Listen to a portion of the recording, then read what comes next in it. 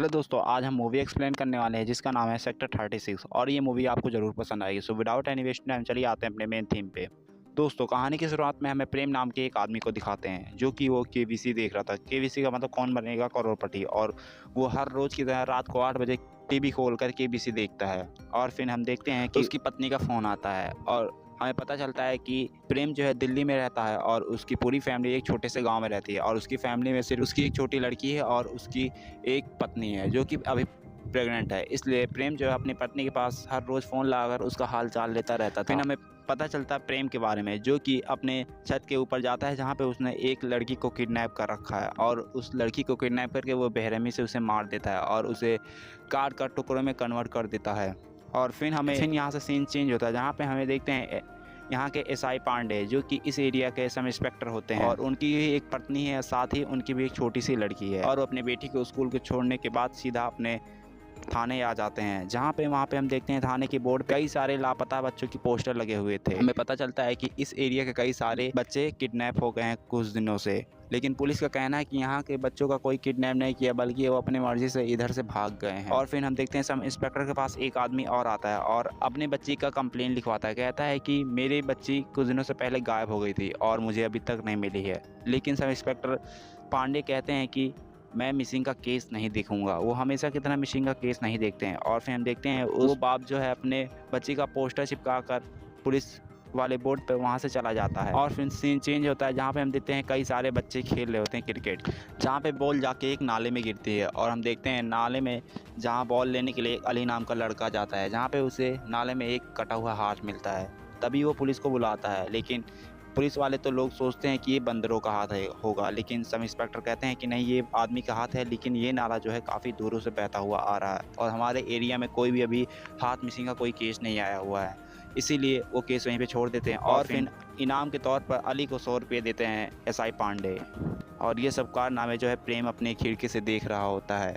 और शाम जब होता है तो अली जो है अंडे लेने के लिए दुकान पर जाता है रात के समय, जहाँ पे उसे प्रेम का सामना होता है और प्रेम उसे चॉकलेट देने के बहाने अपने रूम पे बुलाता है और चॉकलेट लेते ही उसे किडनैप कर लेता है। तभी अली कहता है कि मेरे पिताजी के पास बंदूक है, तुम्हें छोड़ेंगे नहीं। तभी प्रेम कहता है कि मैं तुम्हें कौन सा छोड़ने वाला, मैं तेरे इतने टुकड़े करूँगा कि तुझे खुद ही नहीं पहचान में आएगा।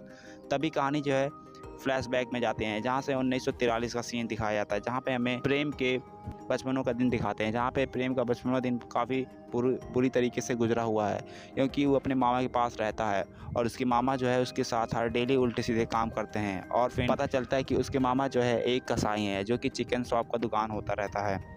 एक दिन जब वो उसके मामा उसके साथ कुछ उल्टी सीधी हरकतें कर रहे होते तभी उसके हाथ में खंजर होता है और वो अपने मामा के मार देता है। उसके मामा वहीं पे डेथ हो जाते हैं, क्योंकि उसके मामा वहीं पे मर जाते हैं। अब सीन प्रेजेंट में आती है जहाँ पे वो हर बार कितना अपनी पत्नी से बात कर रहा होता है गाँव में। तभी छोटे लाल आदमी के नाम का एक कंपाउंडर का फ़ोन आता है और उससे मिलने के लिए प्रेम चला जाता है। और फिर जब वो छोटे लाल से मिलता है तब हमें पता चलता है कि उसके काम में छोटे लाल का हाथ है, मतलब कि प्रेम जो है छोटे लाल को ऑर्गन्स देता है और उस ऑर्गन्स के बदले छोटे लाल उसे खूब सारे पैसे देता है। और हमें पता चलता है ऑर्गन बेचने के बाद और वो कई सारे बच्चों को बचे हुए जो पार्ट होते हैं वो चाहे नाले में फेंक देता है या फिर उसे दफना देता है और घर की खूब अच्छी तरीके से साफ़ सफाई भी कर देता है।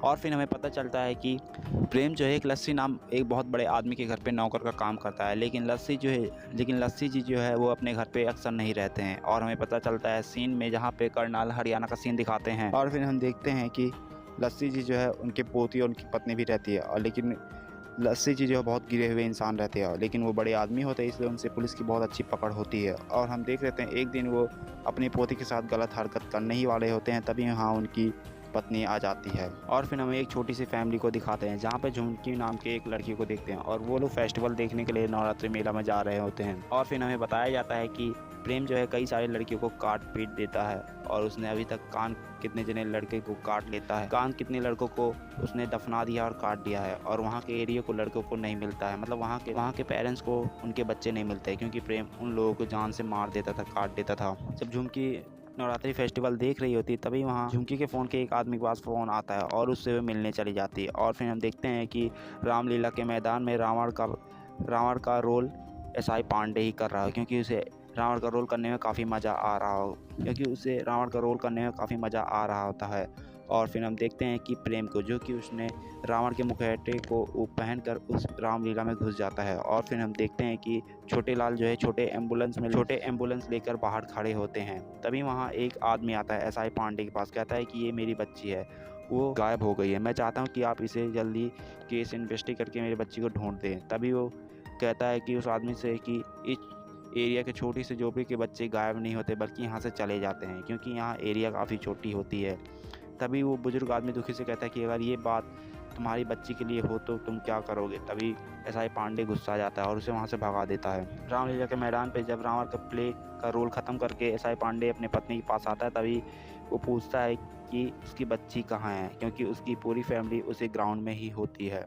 और फिर उसकी पत्नी बोलती है कि वो टॉयलेट गई है और भी अपने दोस्तों के पास। तभी वो लोग इंतज़ार करते हैं उसका, लेकिन वहाँ पे वो लोग अब इधर उधर ढूंढ रहे थे लेकिन उनकी बच्ची नहीं मिल रही होती है। तभी हम देखते हैं कि प्रेम ने जो है उसकी बेटी को किडनैप करके ले जा रहा था, लेकिन अचानक से उसकी नज़र एसआई पांडे की पड़ जाती है। और फिर हम देखते हैं कि एसआई पांडे उसके पीछे भागने लगता है, लेकिन वो प्रेम ने भी ये देख लेता है कि उसके पीछे एसआई पांडे पड़ गया, इसलिए वो बच्ची को वहीं पे छोड़कर चला जाता है, जहाँ पे उसकी बच्ची से सिर्फ बेहोश हुई थी और छोटे लाल एम्बुलेंस में पास में ही लेके खड़े थे, इसलिए वो फिर अपने बच्ची को वहीं पे छोड़कर सीधा प्रेम के पीछे भागता है। ऑलमोस्ट प्रेम को पकड़ने ही वाले होते हैं, लेकिन तभी वो बाज कर गिर जाते हैं और प्रेम वहाँ से भाग जाता है। और फिर हम देखते हैं जाके प्रेम जो अपने घर पे एक जाके कैसेट सुनता है और अपनी पत्नी के पास भेजता है। और फिर हम सीन देखते हैं हॉस्पिटल में, जहाँ पे एसआई पांडे जो है अपने बच्चे के पास जाता है, जो कि उसकी बच्ची बड़ी काफ़ी सेफ थी, लेकिन उसकी पत्नी कहती है कि क्या तुम उस आदमी को पकड़ पाए, क्योंकि उसने हमारी बच्ची को किडनैप करने की कोशिश की और अभी तक इस एरिया की जितनी भी बच्चियां किडनैप हुई हैं वो सब मुझे लगता है इसी आदमी का हाथ है। अगर उनमें से अगर हमारी बच्ची का हो तो क्या होता। इसीलिए प्रेम को कहीं ना कहीं इस बात से बुरा लगता है और वो अगले दिन से मिसिंग वाले केस को सिंसियरली फॉलो करने लगता है और उसे इन्वेस्टिगेट करने लगता है। और हमें पता चलता है जो ग्राउंड में जब रावण का प्ले एसआई पांडे कर रहे थे और मिसिंग का केस लेके वो बूढ़ा आदमी आया था, वो बूढ़ा आदमी कोई और नहीं बल्कि झुमकी के पिता ही होते हैं। और फिर इन्वेस्टिगेशन करने के लिए झुमकी के फादर के पास जाता है एसआई पांडे और पूछता है कि तुम्हारी बेटी कहाँ से गायब हुई है। तभी उसके झुमकी के पिताजी बताते हैं कि मेरी बेटी जो है लस्सी के घर के सामने से गायब हुई है। तभी एसआई पांडे लस्सी के घर के बाहर जाते हैं, जहाँ पे देखते हैं कि लस्सी के घर के अंदर तो प्रेम ही होता है। और फिर प्रेम जो है उन्हें पूरी सच्चाई बताता है कि यहाँ कोई लस्सी उससी लड़की नहीं आई है। और फिर हम देखते हैं कि वहाँ जब लस्सी भी उस घर में होता है और फिर वहाँ पे देखते हैं उस वक्त झुमकी के पिताजी वहाँ उस कमरे में लस्सी के घर पे आ जाते हैं और लस्सी को बुरा भला कह रहे थे, गाली दे रहे थे, लेकिन जब लस्सी बोलता है तो वो चुप हो जाते हैं और लस्सी जो है बताता है हकीकत एसआई पांडे को कि इसकी बेटी जो है धंधे वाली है, क्योंकि झुमकी के पिता ने उसे धंधे पर लगवा दिया था। और जब ये बात एसआई पांडे को पता चलती है तो झुमकी के पिताजी को खूब सुनाते हैं, उन्हें गुस्सा करते हैं, वहाँ तक कि उन्हें खूब लताड़ कर मारते हैं। और फिर हम देखते हैं कुछ देर के बाद एसआई पांडे के पास डीजीपी का फ़ोन आता है और फ़ोन में कहते हैं कि तुम्हें लस्सी के घर पे इन्वेस्टिगेट करने की कोई ज़रूरत नहीं है, वहाँ मत जाना। लेकिन जब भी एसआई पांडे लस्सी के घर के बाहर जा ही रहा होता है तभी वहाँ प्रेम आता है और उनसे पूछता है कि सर क्या आपकी भी कोई बेटी है क्या। तभी वो कहता है कि हाँ, तुझे क्या करना है। तभी प्रेम बोलता है कि मेरी भी है गाँव में एक छोटी सी, वो भी 6 साल की है। वो बहुत डर लगता है क्योंकि ज़माना ख़राब है ना। और दोस्तों ये वीडियो काफ़ी लंबी हो रही थी, तो इसका सेकंड पार्ट नेक्स्ट वीडियो में आएगा। सो गाइस तब तक आप हमारे इस चैनल को लाइक और सब्सक्राइब कीजिएगा guys. Thank you guys, bye bye, see you again guys.